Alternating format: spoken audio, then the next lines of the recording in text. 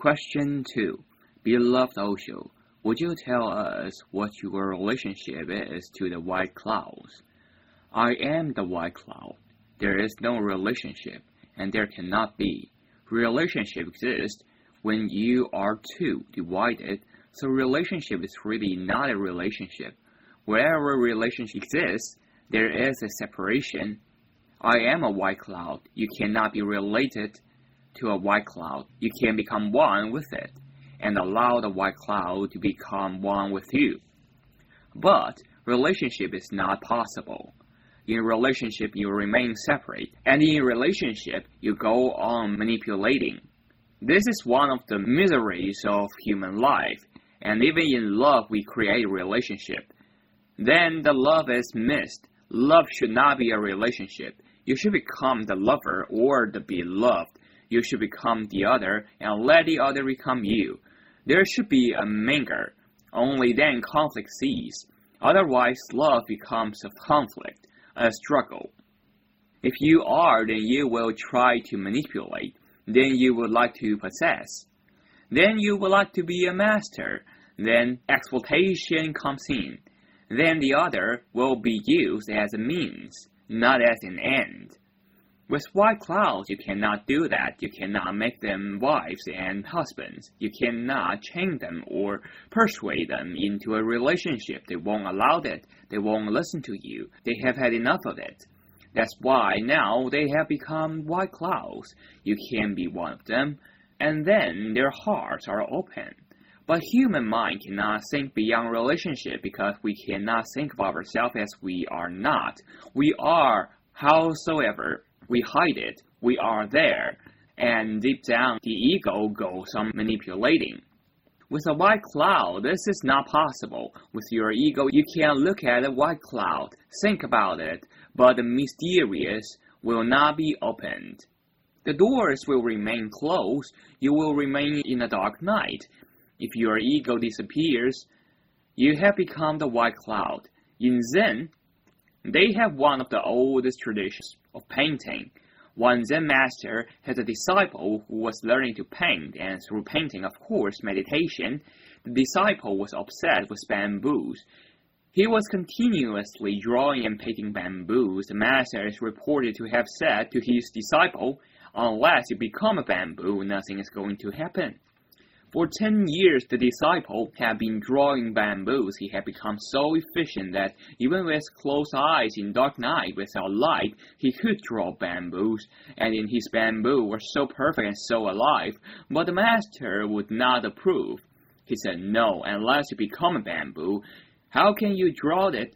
You remain separate. You remain an onlooker. You remain a spectator. So you may have known the bamboo from without, but that is the periphery, not the soul of the bamboo. Unless you become one, unless you become a bamboo, how can you know it from within?" 10 years the disciple struggled, but the master would not approve. So the disciple disappeared into the forest, into a bamboo forest. For 3 years nothing was heard of him. Then news started coming that he had become a bamboo. Now he doesn't draw. He lives with bamboo. He stands with bamboo. Wind blow, bamboo dance. He also dance.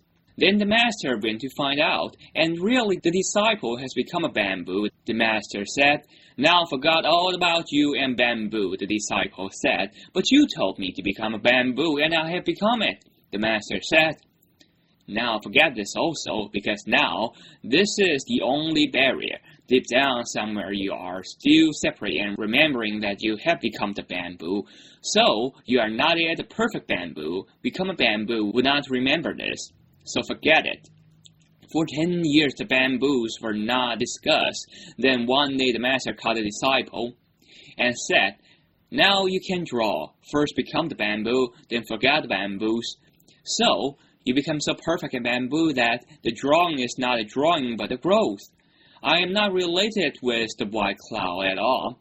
I am a white cloud. I would like you also to be the white clouds. Not related. Enough of relationship. You have suffered enough. Many lives you have been related with this or that. And you have suffered enough, more than enough. You have suffered more than you deserve. The suffering has been centered on the wrong concept of relationship. The wrong concept is you have to be yourself and then related. Then there is tension, conflict, violence, aggression, and the whole hell follows. Sartre says somewhere, the other is hell. But really, the other is not hell. The other is the other because you are the ego. If you are no more, the other has disappeared. Whenever this happens, between a man and a tree, between a man and a cloud, between a man and a woman, between a man and a rock, whenever it happens that you are not, hell disappears. Suddenly, you are transfigured. You have entered paradise.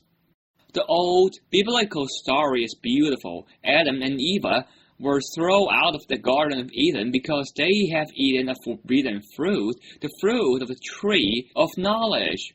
This is one of the most wonderful parables ever devised.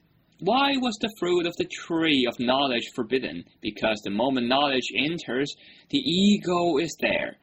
The moment you know you are, you have fallen. This is the original sin. Nobody threw Adam and Eve out of heaven.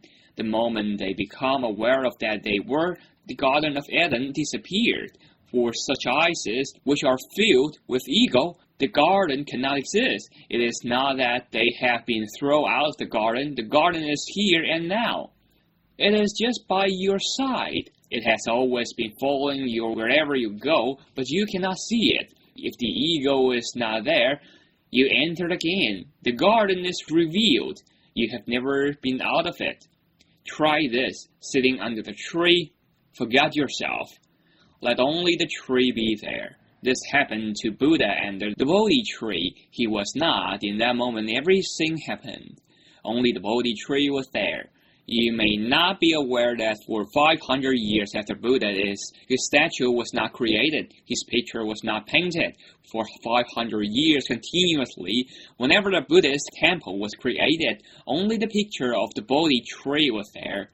That was beautiful, because in that moment, when Gautama Siddhartha became Buddha, he was not there, only the tree was there. He has disappeared for a moment, only the tree was there. Find moments when you are not, and those will be the moments when you will be for the first time really. I am the white cloud, and the whole effort is to make you also white clouds drifting in the sky, nowhere to go, coming from nowhere, just being there, this very moment. Perfect. I don't teach you any ideas, I don't teach you any thoughts. I don't say to you, be this, become that. My whole teaching is simple this. Whatsoever you are, accept it so totally that nothing is left to be achieved, and you will become a white cloud.